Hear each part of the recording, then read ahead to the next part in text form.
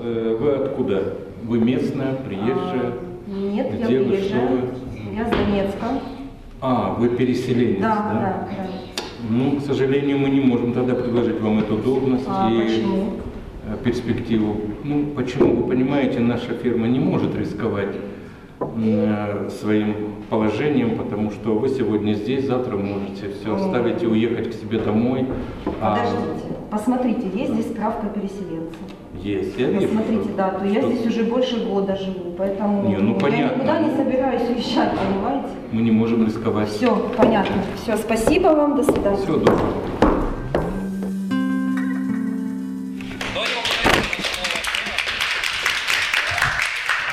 Дело в том, что мы не можем с вами подписать контракт. Руководство фирмы не приняло решение не подписывать контракт с людьми, которые приехали с зоны на сегодняшний день. Может быть, через некоторое время ситуация изменится. А вы знаете товарища Шокина? Ну, это прокуратура.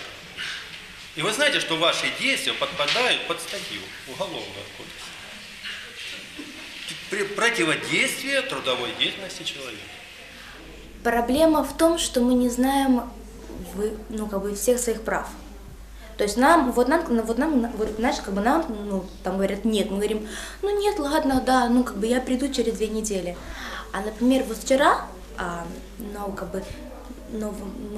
вчера, получается, был мужчина, и вот он стал говорить, есть статья вот такая-то, да, вы должны, даже не то, что вы должны, у меня есть права. Вы поймите, столько новостроек, столько детей, мест просто нет. Просто физически не может принять Ирпенский садик и столько детей. Я понимаю все прекрасно, но вы тоже меня поймите, пожалуйста. Мне нужно на работу устроиться. Я не могу ребенка в садик сдать, и все, получается, я не могу работать. Понимаете, мне нужно снимать квартиру. Посмотрите, пожалуйста, документы еще раз, я переселенец. Что мне делать, скажите, как мне быть? Ну приводите детей ко мне. Да вы что, издеваетесь, что ли? Скажите, такая ситуация, достаточно распространенная в Ирпене, что мама не может устроить своего ребенка в сад? То есть это проблема, которая распространенная в Ирпене. Скажите, пожалуйста, есть здесь люди, которые сталкивались с такой проблемой?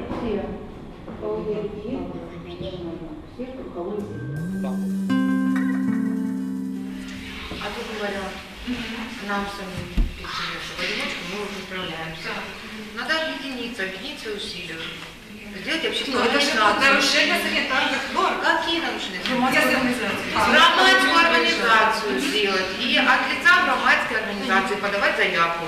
Тут нам уже не могут сказать до свидания поодиночке. Здесь уже нужно отписываться, уже вести переписку с местными властями. Что именно они предлагали, новые участники?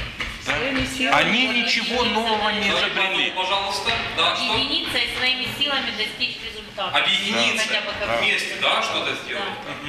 На данный... Еще что-то? Я поняла, что я очень много своего времени трачу на какие-то абсолютно ненужные мне вещи. То есть за это время я бы могла что-то полезное сделать. То есть даже быть более активной, вливаться в общество. Може встаньте, всі прийшов. Добрий день, сідайте. Тема нашого минулого уроку був Наполеон і революція, в якій він брав участь. Зараз хтось хоче щось розповісти? Я читала историю книжки, и он всегда все решал войной. Мне кажется, это неправильно. Мне кажется, что если бы он решал всем миром, это было бы больше, это было бы лучше. Тогда была неопределенная географическая, так сказать, карта, и никто не знал, как будет лучше для его государства. И все, что он мог делать, это воевать. Я уверена, что есть люди, которые считают так же, как и я, что... Значит, эти люди глупы, потому что они не вникают в историю саму. Мне кажется, это неправда. 3, 2, 1. И большинство ученых не будет поддерживать твою мысль. Половина школы, да. Извините, я тут недавно прочитал прошлогоднего Нобелевского лауреата в истории профессора Тихонова, и он, в принципе, солидарен с мнением Ани. У меня есть учебник, у меня есть информация, и я должна по ней вам рассказывать, а не слушать факты, которые вы изучали. Ну, я могу вам сейчас, у меня тут в смартфоне, могу эту информацию вам показать. Ну, очень приятно слушать твой вывод, но все-таки есть источники, по которым разработаны нашими историками, которые как бы документально это все подтверждено. Я думаю, что стоит прислушаться к этим источникам и хорошо присмотреться, хорошо их проанализировать. И я думаю, что если будет какой-то урок дополнительный, пожалуйста, позанимайтесь с девочкой, она очень способна, талантливая, дайте ей понять и дайте ей источники, по которым бы она действительно сделала правильно свои выводи. Питання трактування внутрішнього такту, я просто розумію це як вміння людини війти в ситуацію іншої людини. Тобто директор уявив, як відчувається людина в цій ситуації. За рахунок цього прийняв правильне рішення. Вот даже эти два учителя, да, учитель-директор, это уже громада, уже есть два представителя одной профессии, вот, у которых есть какой-то, скажем, конфликт между ними.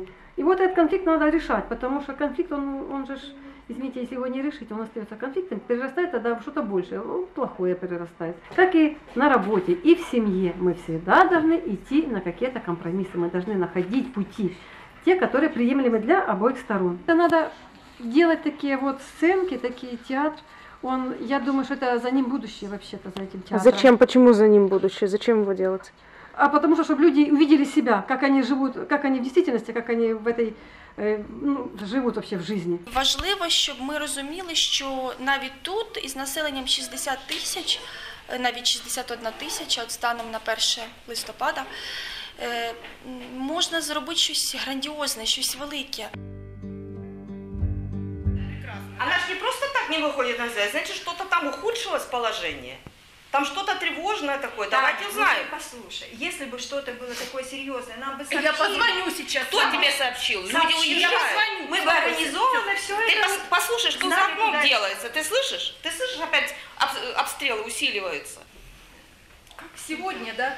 Ты думаешь, да? Прямо сейчас? Угу. Да я тебя понимаю, что не можешь говорить. Да. А ты спрашиваешь меня. Очень сильно. Просидели 2 дня в подвале, не было света, конечно, не было подзарядить где телефон, поэтому она не выходила на связь. Что я могу сказать? Человек в шоке. Вылезли из подвала, вылазит, а дома нет. Вообще дома нет. Вообще остался один комод, и в комоде снаряд застрял. Во-первых, я никогда так не смотрел то есть, когда они ехали в автобусе, когда они разговаривали в Донецке, за все это время, сколько уже, больше, чем 1,5 года, я никогда себе так эту ситуацию не представлял. То есть я так об этих людях не думал. А что нового здесь для вас, для этих людей? То, что действительно все происходящее эти 1,5 года для них это был действительно шок. И намного, я думаю, больше шок, чем для нас, находящихся здесь. Сегодня, наверное, я сделала шаг, немножко буду смотреть добрее в этом направлении, мне так кажется. Потому что в своей жизни стараюсь всем помочь, но как-то сразу категорически сказала, переселенцами заниматься не буду. Не хочу, душа не лежит. Было такое. А теперь? А теперь я подумаю. Нет, папик денег дал, пошли ларек по пиво. Девочки, а в чем дело? Почему мусорите? Кто мусор? Поднимите, что там делаете? Ми з вами говоримо багато, і по телевізору говорять, і в книжках ми читаємо, ми знаємо правильні відповіді. Але коли доходить до життя, ми живемо з вами в смітті, ми живемо. Що можна конкретно зробити? От прямо зараз. Оля, привіт! Привіт. А що ти робиш? Я с девчонками переписываюсь. Ух ти, клас, це подружки твої? Ну да. А я хотіла тебе запросити, піти в бал. Грошей багато нам не треба, там якісь копійки, зараз сукні тобі підберемо, яку ти хотіла. Ти як на це дивишся? І скажіть, Скажіть, оця мама в нас, в неї була одна поведінка, і ми говорили про те, що їй важко, в неї немає роботи, і чоловік в неї такий агресивний, і не завжди вона встигає все робити. А ця мама, нібито при тому самому житті, вона така і весела, і до всіх гостинна. В чому, як ви вважаєте, що допомагає оцій мамі бути такою? Зовсім інші характери. Тобто мама тільки говорить посуд помий і там запитала, куди ти хочеш поступати, і все. Тобто повинно було більше спілкування, підійти обняти дитину, тобто проявити більше якихось... Якщо вона цього ніде не бачила, де вона може дізнатися про такий варіант? Де вона може взагалі дізнатися, що так можливо спілкуватися з дітьми? Ось вона, хай дивиться. Ось тут зараз, так? Тобто якісь такі заходи, коли проводяться, то люди можуть прийти, подивитися, дізнатися, навчитися. Тобто, можливо, організовувати якісь зустрічі або якесь спілкування про те, як спілкуватися з дітьми. І там люди, в яких немає іншого досвіду, можуть дізнатися. Хто такі заходи може проводити тут в громаді? Хто мог би бути таким центром спілкування для матерів, для жінок? Хто? Хто це міг би зробити? Організатор. Бібліотека. Бібліотека. Кстати. Тобто в цій бібліотеці можуть бути якісь групи, де збираються жінки, де обмінюються досвідом, проблемами, конфліктами. Давайте ми зараз уявимо, тут на сцені, тут у нас театр і можна фантазію включати. Що ось така мама в нас, оця мама, приходить до бібліотеки і тут збирається вже клуб жінок. Слухайте, дівчата, у мене є така пропозиція, ми створили з вами клуб, але немає де кого запросити. Давайте зробимо оголошення, кожен біля свого будинку, під'їзду розклеює його і запрошує людей. Як ви це дивитесь? Да, звичайно. І коротеньке оголошення. Може запросимо селищного голову, може депутатів. Так, закинемо, давайте оголошення на сайт наш Коцюбинська селищна рада.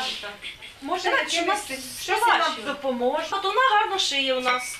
Давайте запросимо, бо вона швачка ж. За своєю освітою. Давайте зробимо виставку, зробимо якісь конкурси. Хай вона відчує себе тут розкритою. Раніше жили в одній системі. Та система була репресивна така. Все тільки... А як такого громадського суспільства, такого як не було. А оце ми тільки підходимо до цього питання. І оце дуже важливо, що це ви почали. Громада – это да, это большая сила. Это очень большая сила, но для того, чтобы громаду поднять, надо ей что-то уметь сказать. И надо что-то сказать. А для того, чтобы уметь говорить, надо общаться. Надо собираться вот такими коллективами, значит, и обсуждать, для того, чтобы было что сказать людям.